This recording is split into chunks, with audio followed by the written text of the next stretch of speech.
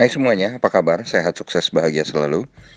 Jangan lupa subscribe, like, bagikan channel ini, dan berikan komentar Anda agar kami semakin semangat dalam memberikan Anda berbagai update terbaru mengenai dunia pasar modal. Dan bagi Anda yang selama ini telah mendukung kami ucapkan terima kasih. Dan kami doakan Anda selalu diberikan kesehatan, rezeki, dan kebahagiaan yang melimpah.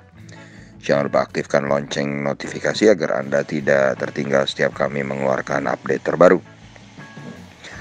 Dan kalau kita lihat, memang market Indonesia selama 4 hari berturut-turut, bahkan 5 hari kemarin, sudah berada di dalam zona hijau. Dan kalau kita lihat, memang terakhir dari tanggal 24 bulan Mei, di mana IHSG kala itu adalah 5.763,632. Saat ini di penutupan tanggal 2 kemarin, IHSG sudah mampu menembus zona psikologisnya, yaitu 6.000 ke 6.031,578. Dan itu berarti IHSG mengalami kenaikan yang cukup signifikan. Dan kalau kita lihat dari jumlah total transaksi juga luar biasa. Dari transaksi di bulan Mei yang hanya di kisaran 8-9 triliun, kemarin IHSG berhasil mencatatkan transaksi hampir sebesar 15 triliun rupiah. Dan ini tentu menjadi kabar baik bagi para pelaku pasar modal, baik itu investor maupun trader di pasar modal, yang diiringi juga dengan dalam 1 minggu terakhir investor asing mencatatkan net foreign buy di all market sebesar 2,98 triliun rupiah. Dan kalau kita lihat, memang market Amerika sendiri tadi malam dan juga market Eropa berjalan cukup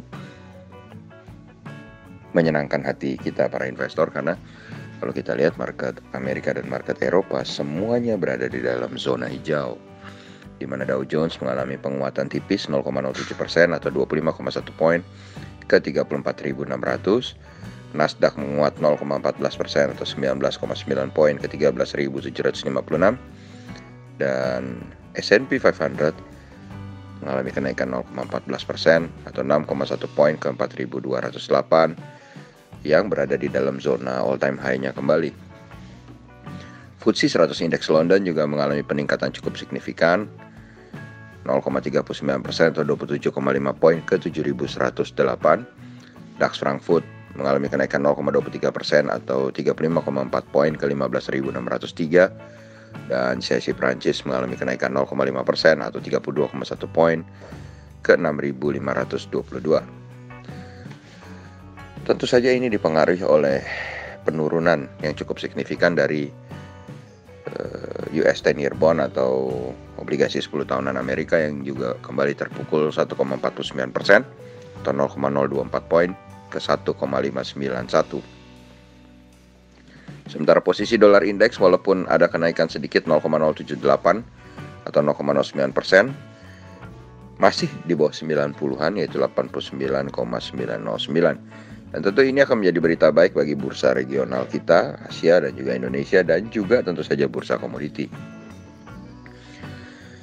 Kalau kita lihat TLKM NYSE atau saham PT Telkom yang diperdagangkan di New York Stock Exchange juga mengalami kenaikan 0,47 poin atau 1,98% ke 24,25, atau kalau PT Telkom kita rupiahkan, sahamnya adalah 3.462. Jadi harga saham Telkom di Amerika adalah 3.462 rupiah per lembar sahamnya.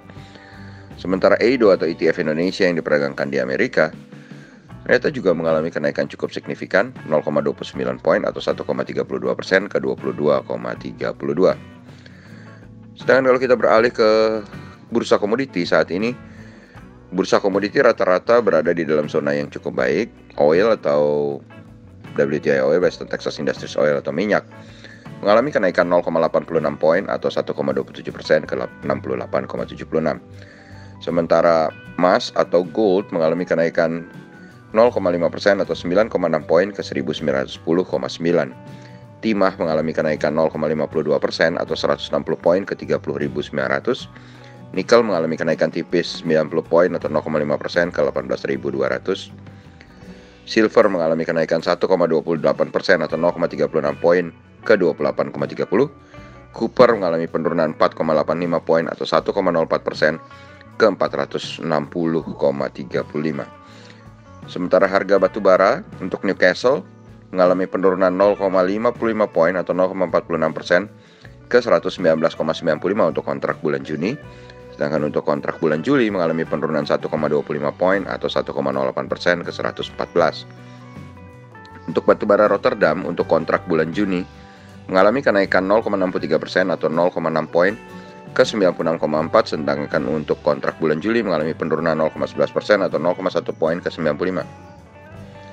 CPO mengalami kenaikan 204 poin atau 5,25% ke 4.093, dan wood pulp atau bubur kertas mengalami penurunan 25 poin atau 0,49% ke 5.042,5. Dan kalau kita lihat kurs rupiah sendiri saat ini berada di posisi 14.280, posisi yang sebenarnya tidak begitu murah tapi sudah nampaknya cukup nyaman, apalagi ditunjang kalau kita lihat data inflasi kita dan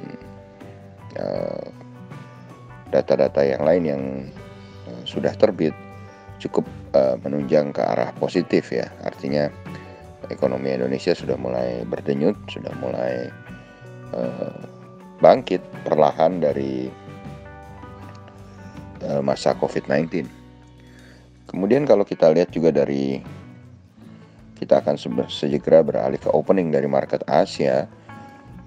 Kita akan melihat bahwa indeks yang biasa dipakai sebagai pemimpin dari market Asia yaitu indeks Nikkei 225 Tokyo Jepang, ternyata pada pagi ini juga berada di dalam zona hijau yang cukup nyaman, di mana Nikkei 225 Tokyo Jepang mengalami kenaikan 144,86 poin atau 0,5% ke 29.091. Sedangkan Kospi Seoul atau Kospi Korea mengalami kenaikan 13,64 poin atau 0,42% ke 3.237,87. Sedangkan S&P ASX 200 Sydney mengalami kenaikan 50,50 poin atau 0,7% ke 7.268,3. Jadi kalau kita lihat memang market dunia hari ini semuanya sungguh mempesona, tidak ada satupun yang merah. Lalu bagaimana dengan IHSG kita yang sudah kami katakan tadi di depan 5 hari berturut-turut hijau? Apakah akan terus hijau? Kami memprediksi IHSG akan melanjutkan kenaikannya sebesar 51% dengan terus kembali dikerek oleh saham-saham perbankan. Kenapa demikian? Kenapa kami berpikir seperti itu? Karena memang kalau kita lihat dari mulai Edo sampai seluruh market dunia tertolong oleh lemahnya dolar indeks dan juga lemahnya obligasi 10 tahunan Amerika. Jadi, tapi kami juga tidak bisa berharap banyak hari ini, terlalu 52 atau 53%, karena IHSG sendiri sudah 5 hari berturut-turut naik ya. Jadi memang di dalam kenaikan pun tetap mesti ada koreksi sehat untuk menuju kenaikan berikutnya. Dan perlu diketahui resisten IHSG saat ini ada di sekitar area 6.125. Jadi kita tidak berbicara yang muluk-muluk dulu, kita berbicara jadi 6.400 atau 6.000 lebih lagi. Ya, kita lihat saja apakah IHSG mampu menembus 6.125 dan berada di atas itu. Maka kalau sudah berada di atas itu, kita akan membahas target kenaikan IHSG selanjutnya. Demikianlah apa yang bisa kami sampaikan pagi ini. Semoga bermanfaat bagi Anda semua. Tetap sehat, tetap semangat, maju terus dalam mencapai profit maksimal di pasar modal Indonesia. Dan jangan lupa untuk selalu berusaha berbahagia, karena itu yang terpenting. Sampai jumpa.